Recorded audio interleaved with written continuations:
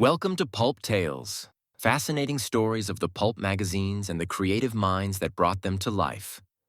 The fictioneers, the artists, the editors, and others. Brought to you by the PulpNet.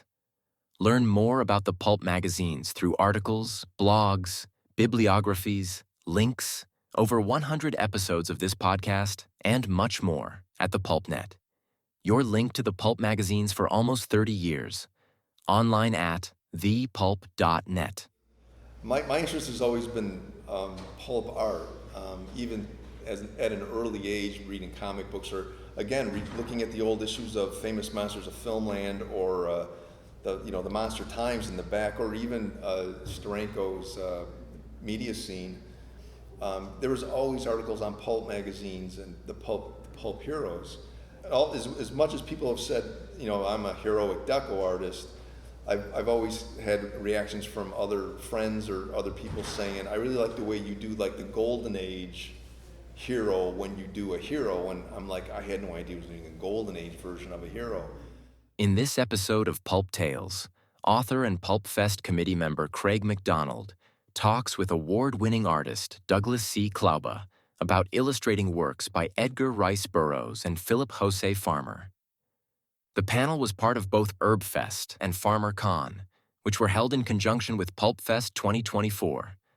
This Pulp Tales was recorded in Pittsburgh on Saturday, August 3rd, 2024. Craig begins. So, artist and illustrator Douglas Klauba has depicted many of the great heroes of the 20th century, including a host of pulp magazine titans.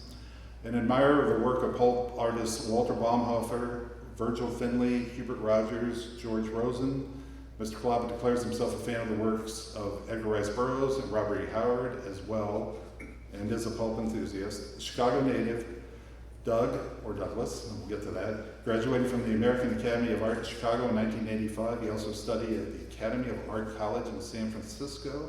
His illustrations have been commissioned for posters, advertising, book covers, magazines, corporate communications, calendars, collector's plates, you'll see some of those, and by various national and international agencies and design firms, and now Apple TV as well.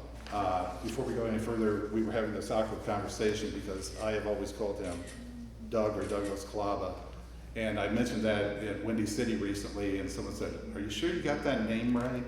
And so I've been walking around in sort of awkward mortification. I've done several books now that Mr. Klauba has illustrated for me, and so about 10 minutes ago I was like, "How do you say your name?" Well, first of all, you don't need to call me Mr. Klauba. Yeah. And the Klauba part is correct. It's Klauba, just like Santa Claus. It's not Santa Claus. It's Doug Klauba. And we were talking about this a little bit ago as well. But okay, so you see everything. It says Douglas C. Klauba, but I go by Doug. If you know me, you've probably been seeing me and calling me Doug. It all started because two reasons. One is it's really important when your father has the same name as you to separate yourself, not because of anything bad. It's just the thing about credits and banking and legal things. And I found that out when we bought our first home. But most importantly, when I started out as a commercial illustrator, and I would make phone calls, and the receptionist would say, "Who's calling?" And I'd say, "Doug Klauba." They had no idea what I was saying. They couldn't visualize Doug Klauba. They had only heard Doug Klauba. In fact, one woman, when I came in for the interview, she goes, "Oh, I thought you were going to be African American," and which boggled my mind, but they just couldn't figure it out. But as soon as I started saying Douglas Klauba, they heard me and they knew who was calling. So, call me Doug. Okay, Doug. So, Doug, you grew up in a family with actual artists and creators. Can you recall the first artist who probably wasn't a family member who really made, or maybe it was, who really engaged you and you realized, okay, this is the artist and this is their stuff? Well, that's a great question. My uncle George is a fine artist, and he was probably my first true inspiration because there was somebody in my family who was an artist. But it all comes down to Frazetta for me. I mean, Frazetta was the very first artist that I really saw as a young developing artist, you know, this guy's stuff was dynamic to me. It was amazing. I mean, it was everything that was going on in my mind as a fantasy reader or reading comic books or something heroic. So it always comes back to Frazetta. Even to this day, you know, Frazetta work is still right up there in the #1 spot for me. So we had some horror images playing, so the timing worked out kind of well. A lot of us of our vintage who grew up to become writers or artists were influenced by comic books. And I heard on a recent podcast interview you gave, you weren't really a superhero guy as a kid. You were more of a horror. I was a horror kid. Yeah, so Yeah. how has that stayed with you, and what would you like to do in that genre? It still has stayed with me. I like the classic horror films or classic Universal monster films more than anything. But I found my way with comic books through Classics Illustrated. I mean, I used to read Treasure Island and Three Musketeers and Hunchback of Notre Dame, and you know, then there's Frankenstein and Dracula, and that's where I saw the comic books where it would clue in with my interest. And it wasn't until I started running out of Warren magazines to read on a weekly basis or a monthly basis of picking up Eerie, Creepy, Vampirella, or Famous Monsters of Filmland, or finding another Classics Illustrated that I can read. That's when I started looking at the spinner rack and saying, oh, Batman has this man bat on it, or Spider-Man's fighting the Molten Man. What's this Molten Man? I was more interested in seeing what kind of monsters were going on. And I started collecting comics through monster comic books, but eventually I ended up going into reading superhero comic books. And then you made the obvious and logical transition to commercial art. How has that influenced you? What did you glean from that was useful to you in your present efforts? Well, when I went to art school, you know, I went to art school to be a comic book artist, but maybe more of a comic book artist or illustrator like Frazetta, or another one of my favorite artists were Jim Steranko, who was doing both comics and illustrated paperback covers, and also pulp stuff. But anyway, when I got to art school and I got involved in the program that I was studying, the financial aid woman asked me, which program are you in? Are you going to be in the fine art program, or are you going to be in the illustration program? And I said, well, what's the difference? Even though I knew what the difference was, I go, but what was the difference in the program? And she said, well, at fine art, you'll be creating artwork for yourself, and then with illustration, you'll be creating it for somebody else to make money. And I said, I'll go with the money. And we do it for the art, but we're not above the money. So yeah, I already did it for the art, so now I had to put the money into the situation. So when I got out of art school, I had a portfolio, and at that time, you can get a job at an art studio or an illustration studio, and I was fortunate enough to work in Chicago commercially in an illustration studio that serviced advertising agencies or different corporations like Quaker Oats or Sunkist, John Deere, things like that around the Chicago area. We had someone come up to our table about an hour or two ago and started, an illustrator, and started asking questions about your mediums and that sort of thing. And you've said that as a young art student, you experimented with everything. Yeah. So what do you use now? Everything's so vivid, it really pops. What do you use and why? I use acrylic paints. It's something that I started using in the studio. I used it in art school and played around with it, but I was probably more of a water medium artist, so I used watercolor or designer gouache. But the acrylics seem to kind of fit my way of working, where I put something down and I keep moving along. And also when I put it down, I didn't want to mess it up. So like with oil paints, I might mess it up a little bit, at least back then. So I ended up being told in the studio to use an airbrush. I needed to learn how to use an airbrush. And gouache or watercolor didn't work as well in the airbrush as acrylic paint did. And then I found out commercially artists that I admired, like Drew Struzan and Thomas Blackshear, they used acrylics in their airbrush work. So that's when I thought that that would probably be the best thing for me to do, is follow along with, the artists that I liked and how they worked. And this way, when I got to ask them questions about the medium or technique or just style, I was already working in that medium. So yeah, acrylic paints, no special wand, just the local brand you can buy at Michael's or Hobby Lobby. Wow. Yeah, Liquitex. Okay. Yeah.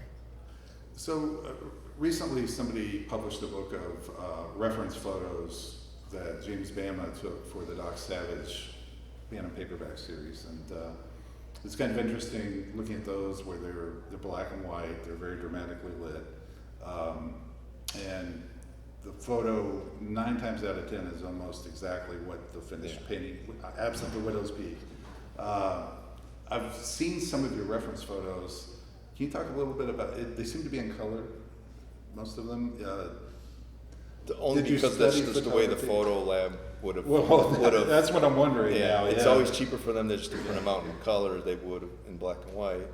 But it really doesn't really matter too much working from a black and white photo or a color photo, except that with working in a color photo, it's as if you're looking at a live model in front of you that you would draw or paint as in art school. You would see the way the colors, the way the light is hitting the colors and affecting the shadows and stuff like that.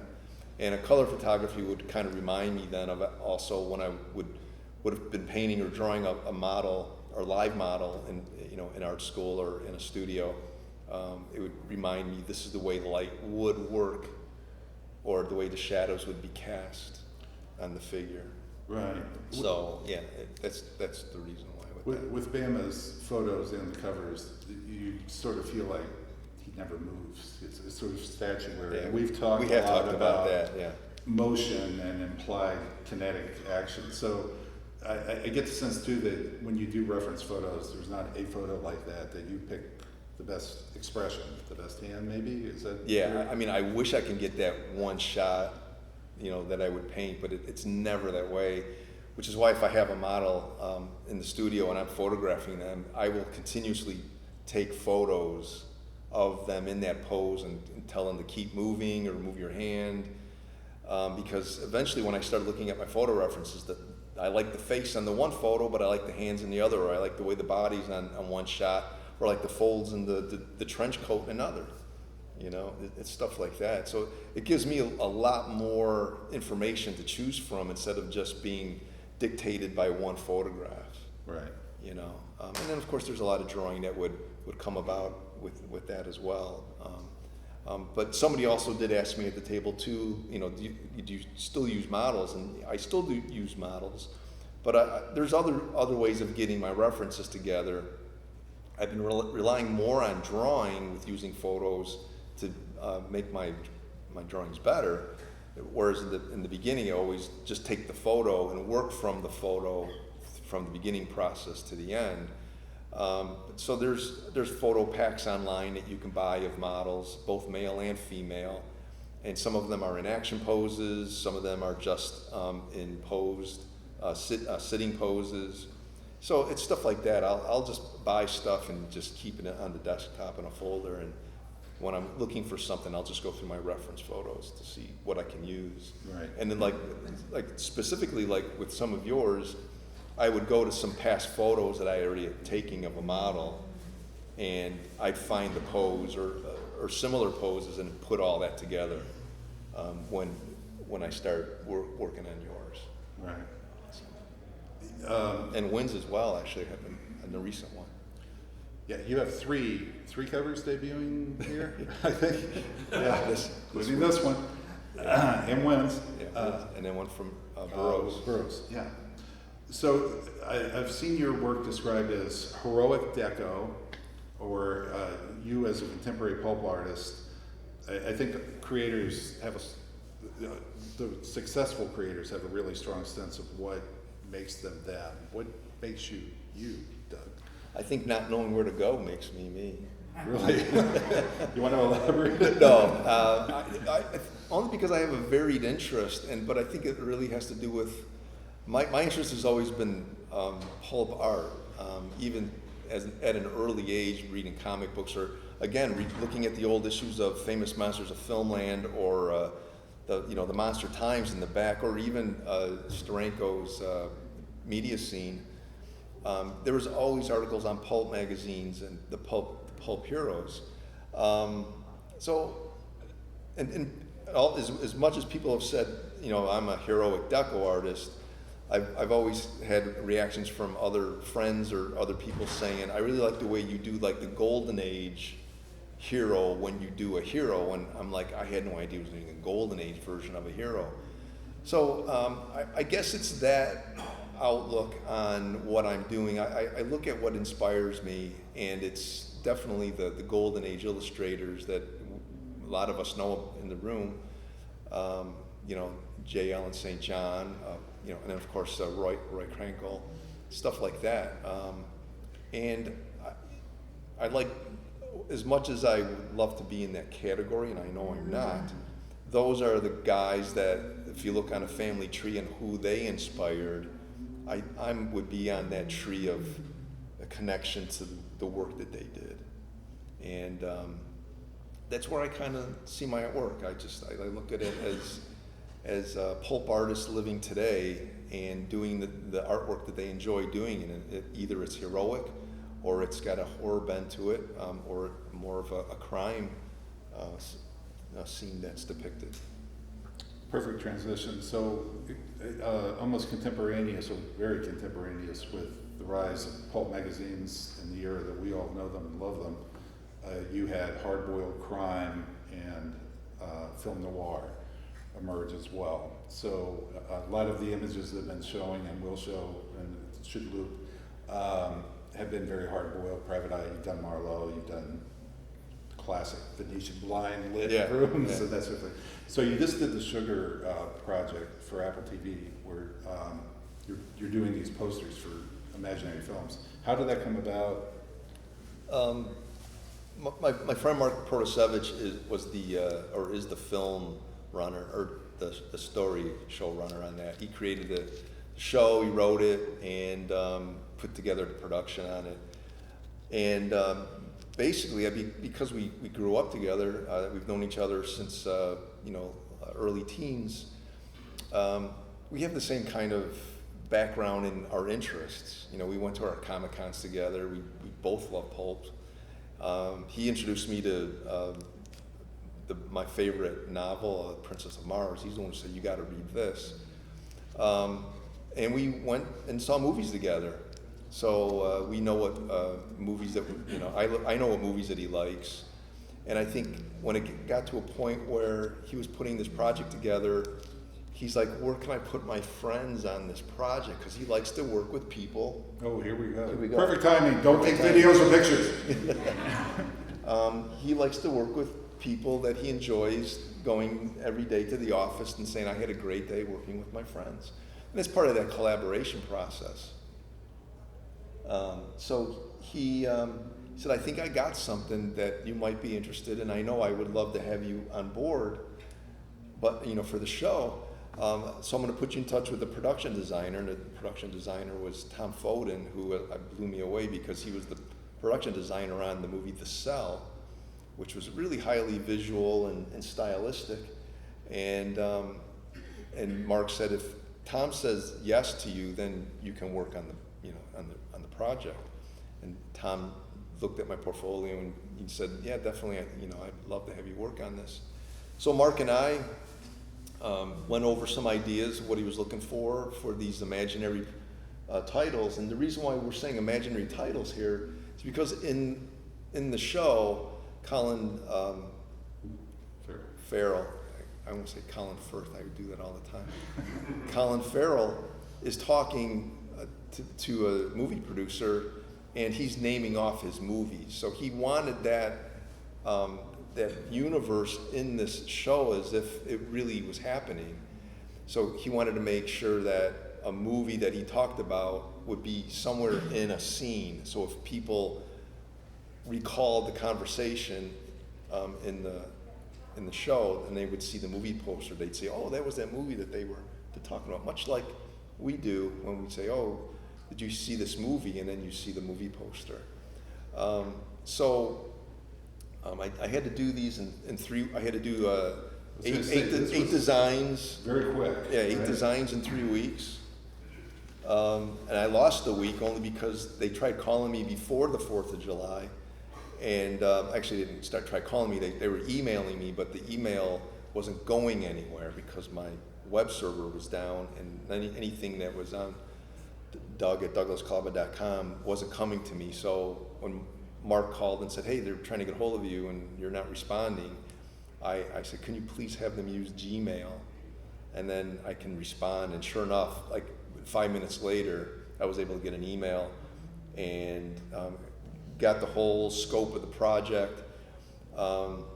Did a major gulp when he said it's due August 1st, and it was July 5th when I finally talked to them. And I still haven't been approved yet, so I knew that I still had to talk to the production designer. And then, so everything happened pretty quickly. So by midweek that week, everything was good. I got the list of movies, and then Mark and I talked, and then I started sketching, and I literally painted each of those within 1 to 2 days apiece. So, and it was quick. Amazing. And but they had to have it ready to go for their beginning filming August 1st of 2 years ago. What becomes of that work beyond the film? Do you release it at some point potentially, or where does it reside? Well, right now those paintings reside in a flat file at home. Okay. I'm not supposed to share the images on social media, although scenes from the show I've shared, like this is a scene and that's my poster on, or look at that wonderful poster over there. And then I'm hoping that I can talk to the production people and see if they would be able to release an agreement where I can actually do something, not to sell, but to put in a book or just include in promotion of what I do. Have they talked to you about a second season, or are they going to be okay? I was just seeing if they were going to give you a humane period of time. Well, yeah. Well, the nice thing about that show was Colin Farrell's character was a film buff, and he was really obsessed with film and film history. So there might be a chance if there is a season 2 that they would need more posters for the production. But at this point, I don't know if there's a second season. Although I would say that now I worked on those posters before AI kind of exploded, or people started creating AI art. And I really do feel that if that had exploded a little earlier, I don't think I would have been doing that, because it would have been easier for them just to type up something and have AI design a poster within minutes or a day. I don't know how long it takes for AI to work it all. Looks like 5 seconds. Yeah, it looks like 5 seconds, and we did talk about that as well. Yeah. I had AI questions, as you know, at the end, but that would be a dark ending, so I didn't want to go there. Yeah, we'll go there now. Yeah, liven it up. What do you think about it? I mean, what's it do to your industry? Well, my industry, it's awful. It demeans art. It lessens its value. It makes artists feel like you don't produce anything of interest or special because anybody can do it, and it's not the case. All AR, and I talked to this earlier with another guy at the table too. AI art has become a point where we're starting to realize what synthetic art looks like. We're starting to say, wait a minute, that looks like it's AI art. And it's sad because and that's the reason why what's sad is there was no heart and soul put in that. It was just all solving a problem. And commercial art can be just solving a problem. So there are maybe some advantages, but I did hear a great line from somebody who said, why can't AI art do something important for artists? Like maybe figure out, maybe they can do the dishes for me or run errands for me so I can spend more time doing my artwork. That would be a better cause for AI for any of us. And somebody also told me, when they started saying the movie executives were saying we're going to get we can get rid of a lot of these creative people by just using AI art. Including actors. Yeah. And actors as well. And somebody posted a question to AI, what would be the logical step in creating films? You know, and the AI program said, well, we definitely don't need executives. So it's kind of a nutshell where Even the devil's right sometimes. that's right. Yeah. So this weekend we're gathered to celebrate Pulps and Yeah. Pulp history. You said as a child or a teen you collaborated on Doc Savage fans. Does any of that still exist? Or? Oh, I wish. You know, and I did that with my friend Mark, who did Sugar. We did a Doc Savage fan magazine. We ran it off a mimeograph machine in his mom's basement, or his basement. It was his mom's mimeograph machine. And that was one of the first things Mark asked me after we reconnected after years of not having social media. Yeah. He's like, you wouldn't happen to still have those fanzines we did in the basement? And I don't. I really wish I did, because it was, more than anything, it was a lot of fun doing that. And but just to look at that again would be pretty scary, probably. What is it about Pulp that really reaches you? And because you've done virtually every key Pulp character in some form or another at this point. I don't know, but what it is about Pulp. Well, for one, it still connects to what I always liked as a young reader, and that's the books. I was always a reader at a young age. It was a book, more than a comic book, more than a movie. So that connection with Pulp was there because it was words with some pictures. The artwork alone, I think, creates some of the more dynamic and stylistic artwork, and I think we're starting to see the importance of it based on auction records, even. Right. You know. Yeah. And of course we all know that the formation of what we see in today's Marvel universe or DC universe, it all began with, Pulp, with Doc Savage and The Shadow, and probably more important was Edgar Rice Burroughs with the creation of his universe, and how Stan Lee and some of those other creators just understood that we can create a whole universe within a little, part of our creation, and just base all of our heroes around that. I mean, George Lucas did the same thing with Star Wars. I mean, it's all Pulp.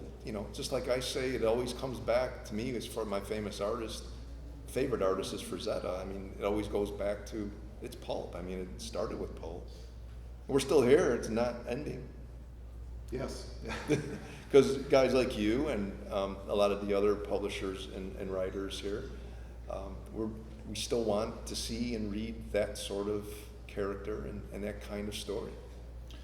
You've done Doc Savage Bantam style in the sense of the Widow's Peak at least, and then the classic Doc Savage Baumhofer style. You've done Doc Caliban. How do you approach? They're really the same character, in a sense. I mean, well, and you've done Tarzan and Tarzan adjacent Grandith. And, yeah. Yeah. Well, speaking as far as Doc Savage goes, and you probably would have seen it the way on Ron's documentary earlier, was the fact that those covers in the 70s and the way they presented Doc Savage with the Widow's Peak, that was the genius way of presenting a character, because the Baumhofer way probably wouldn't have worked out for them, and we wouldn't have Doc Savage to carry on even further where he is now. You made it a little bit more science fiction looking, kind of questionable, like what this intriguing character look like that, where the earlier Baumhofer was the classic hero look. So kind of redefining what that classic hero looks like, and society does that all the time. What does our hero look like now? Our heroes now look kind of dressed in black a lot, whereas they start out in color, but society kind of dictates that too. You're really associated with the Phantom. Yeah. And Speaking of Widow's Peak.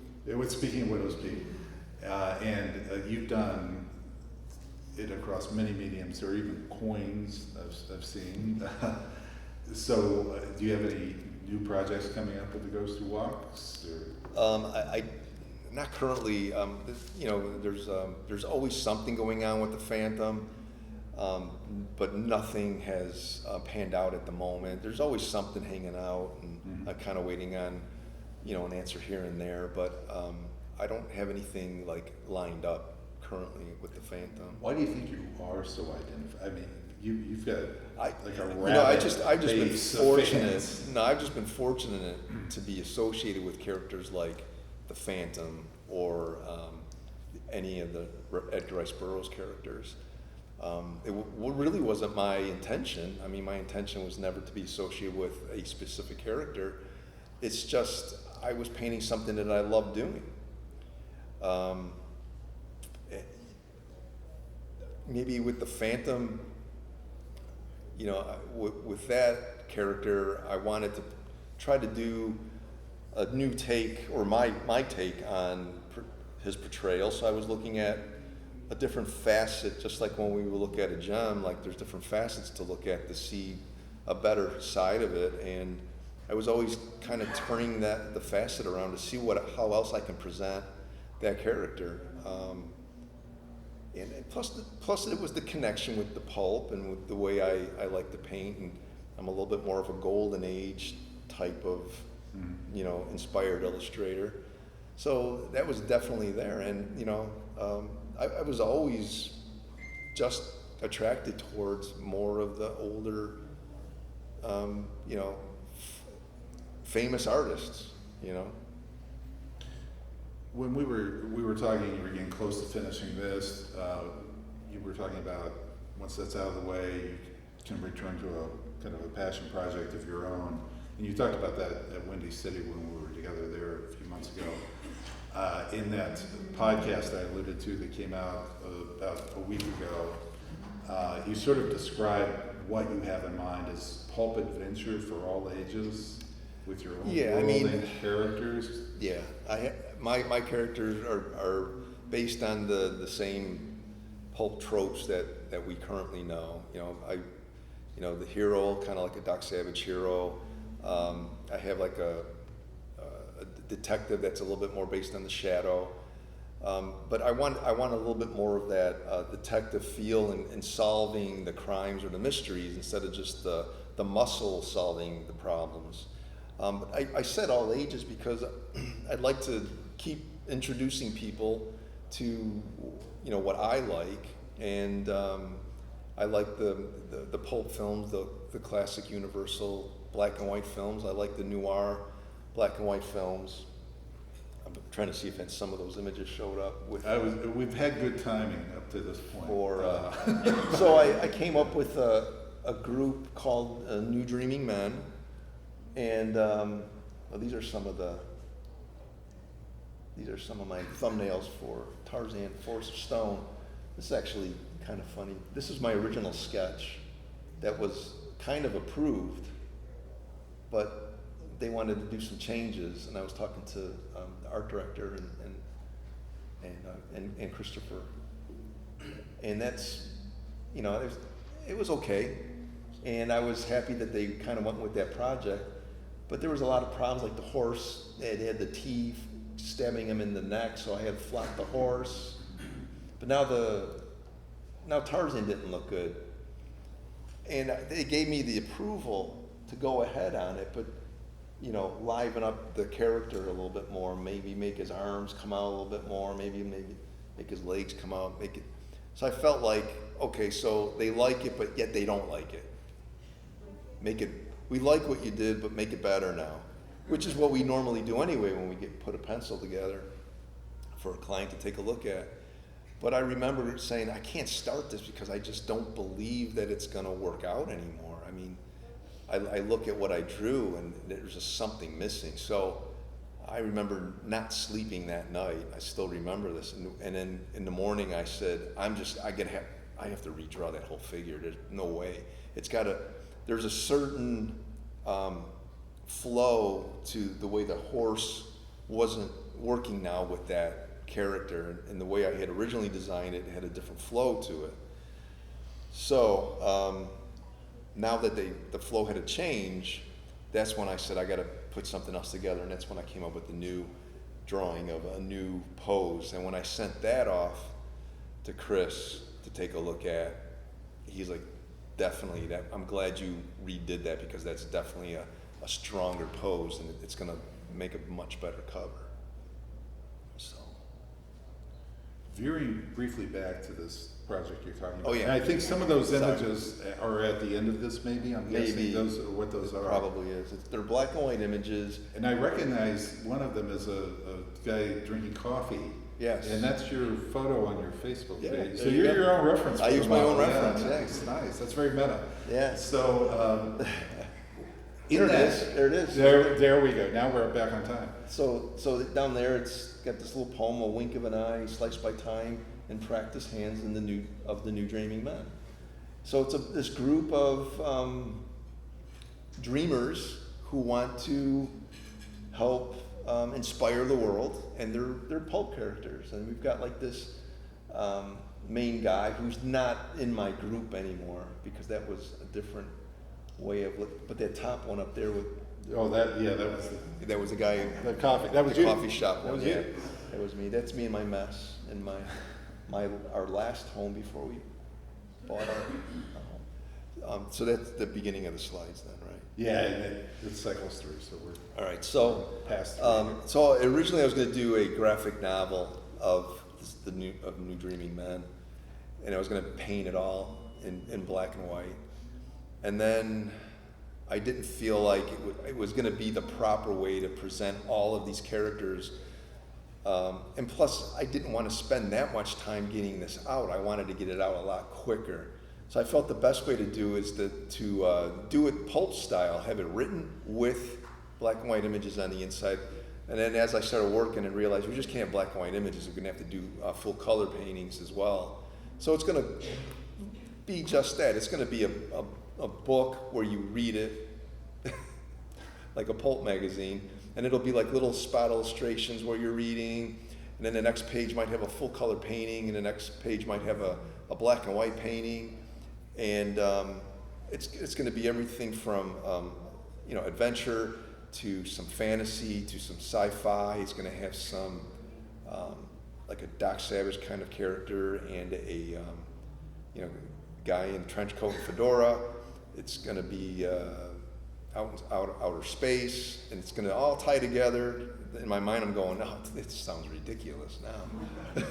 Are you? But it's fun too. Well, that's what matters. Are you writing prose too? Yeah. And Nice. I've got a friend helping me out. So Yeah. So that's something that I'm working on. I'm a little behind only because People like me. Well, yeah, the important stuff, but it's not just you guys. It's me. I got to work a little harder too. But it's something that I've actually been working on for quite a while. I've had some false starts. Years ago, I published a chapbook on New Dreaming Men with color cover and some black and white character shots with a short story written by a friend of mine, Aaron Chaps.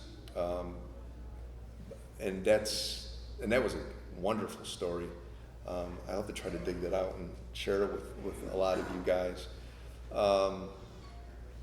That just ended up not being the right timing for me, and I decided it wasn't really completely thought out the way it should be, and I was kind of like running too fast with it.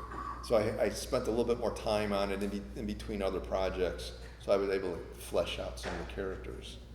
Do you have any other passion projects that you've been looking at down the line? Or? I love working with Jim Gerlich on the ERB books, like Moon Maid and currently Pirates of Venus. Those are passion projects for me, just being asked to join in on that fun. The passion projects are just, probably the New Dreaming Men at the moment. Yeah. Should I start talking about some of this? You can, yeah. Is there anything else you'd like to tease coming out, or? No, I got no teases for you guys. Okay. I hope this was informative and entertaining. Yeah, we have a It few didn't more. waste your time. Do you have any questions? We have a few minutes. I can kind of go through some of this sure, too. go for it. You know, Dr. Jekyll, Mr. Hyde. Somebody asked me recently what was my favorite horror book to read, and it was The Strange Case of Dr. Jekyll and Mr. Hyde. That was my favorite as a kid. It wasn't Frankenstein, it wasn't Dracula, it was Dr. Jekyll and Mr. Hyde. There's Clifford Simak's City. Really early on when I started doing more pulp stuff, I was working with my friend Bob Garcia with his imprint, American Fantasy Press. So these are some of the covers I did for him, Stalking the Zombie for a Mike Resnick book. And I really had a great time with that cover because it was like this lumbering zombie monster towards a guy in a trench coat and a fedora, and this fantasy like Catwoman in the background with a movie theater in the background, and it's like everything I love. Another character that I was associated with years ago was Kolchak for Moonstone Books. Back then I was doing a lot of covers for a smaller publisher based in the Chicago area, and I got my work done so fast that he just kept throwing me covers, and the reason why I was getting so much work from them or getting them done fast is because they paid on delivery. So if I can do a cover a week or 2 covers a week, I was doing pretty well, and my wife was really happy. And the Philip Marlowe one that came up earlier was one of my favorite paintings, not only because it's Philip Marlowe and there's an action scene and he's firing a gun, but my cousin posed for that. So when I look at it, I see my cousin, and it's kind of like a Robert Mitchum kind of a look to that. And there's my Phantom with guns, and that was the one time King Features wrote back and said, you can't have the Phantom firing his guns anymore on a cover to Moonstone. They didn't want him firing his guns. Huh. So that became a popular Odd from a cover. comic book company. And some of the Phantom work that Craig hinted at. So, so I'm using off photo reference for most of these at that time. That one was probably a little bit more drawn with less photos. That was actually a nice collaboration I did with a friend of mine. We were both art directing and working together. That was my Flash Gordon painting. So Flash Gordon was my favorite hero when I was a young boy, and my dad and I used to watch Flash Gordon Sunday mornings, and to see the wonky ships flying in the air with the sparklers on the back. That was the one starring Steve Holland, right? No, this is Buster Crabbe. Oh, Buster Crabbe. Yeah, okay. Buster Crabbe. But I met a guy that shared the same enthusiasm with the Buster Crabbe Flash Gordon. But the way we were talking about it was as if those ships were really flying over our head, and the excitement was there, and those monsters were really scary, and the thrills were, and so when I came up with that, he's like, that's exactly the way I remember it as a kid. And it's like, it's nothing like what it was when we were a kid. So this just goes to show you what, film and books can do to inspire visuals and just the way we remember things. I wanted to make it look like George Lucas made it at the time. This is a project that I worked with an artist, a comic book artist, Alex Ross. I did some origins for Project Superpowers. That was probably my first action figure as a kid, Captain Action. And I did that for the Captain Action guys. There's my Batman painting. That's when somebody said, your Batman is the best Golden Age Batman I ever saw, and I didn't even realize a Golden Age Batman. Comic book covers for Image. A little bit more of a fedora guy. My spider painting. If anybody has any questions, feel free to win. It's not really a question, but just a comment. I mean, I definitely, now, you said people refer to you as, like the Art Deco pulp artist, and I hadn't heard people say that about you. I always thought of you more as the Art Nouveau pulp artist, but I can see both. Yeah, I guess but you could do. I think, just a comment, one of the things I love the most about what you do is your amazing use of color and light. The light that you can find is just amazing, and it reminds me of Maxfield Parrish, even though you didn't mention Maxfield Parrish. And we've talked about Maxfield Parrish. Exactly, yeah. And so, which, he's one of my, favorite, and I know that's fine art or whatever versus illustration, but I can still see that in what you do. That's a great compliment. Thank you. I appreciate that. Thank you. But yeah, I found my place in art where I enjoyed color, but my thing is always lighting. And before I went to art school, I was actually planning on going to film school and joining my friends like Mark and my buddy John, who was already at Columbia College.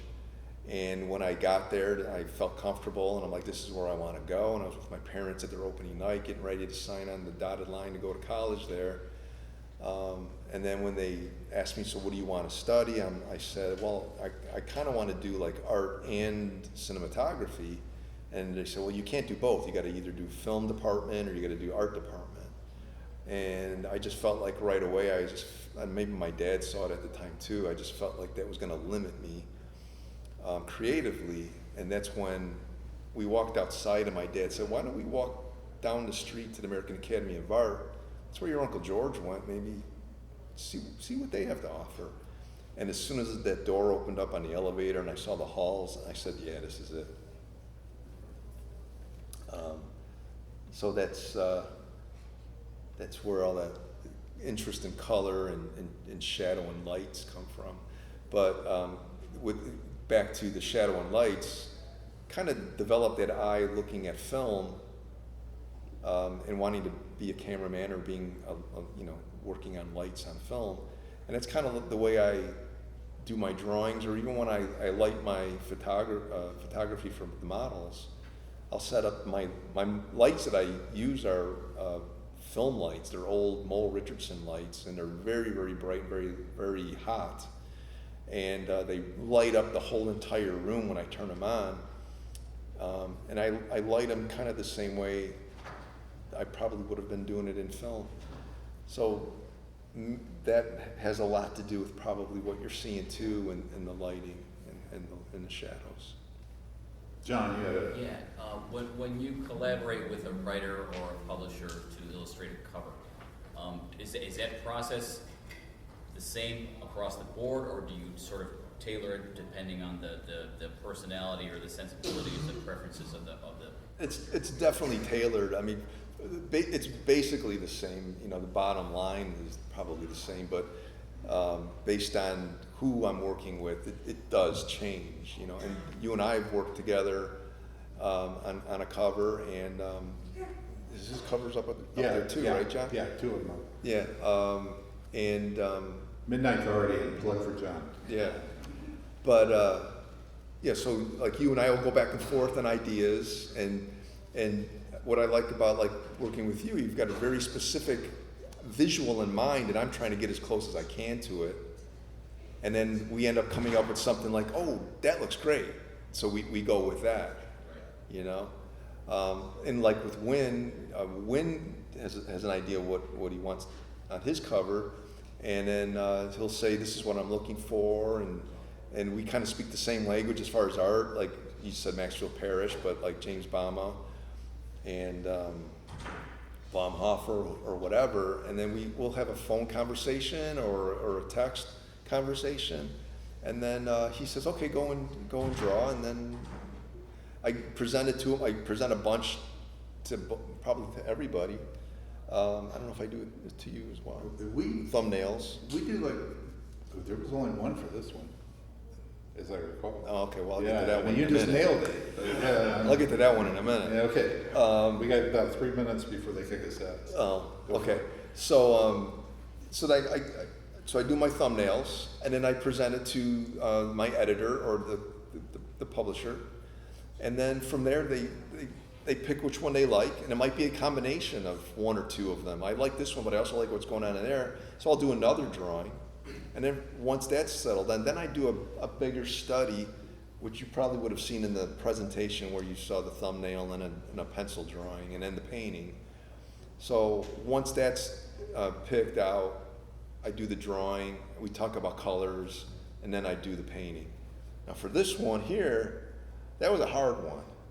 You know, for me it wasn't, not from you. No, Because you said I want the Reaper on there and Xana fighting the Reaper. And there's only, you know, okay, what do I do here? And do I go stylistically? Do I really show them fighting? And we kind of talk about movement in covers nowadays too. I'm trying to introduce a little bit more movement and action, and not just so posed, you know. And we've done some posed ones. So for this one, I wanted a little bit more action. I couldn't get the right poses down for this piece at first. So I was going back and forth, and nothing was making me happy. But then all of a sudden, this one came up. And this was the only one that really hit me. And that's when maybe I just sent it to you, said, this is the one I think we should go with. And you said, I like it, go ahead and do it. Yeah. So that just lucked out. It might have had plus the fact that we were getting closer to the deadline, too.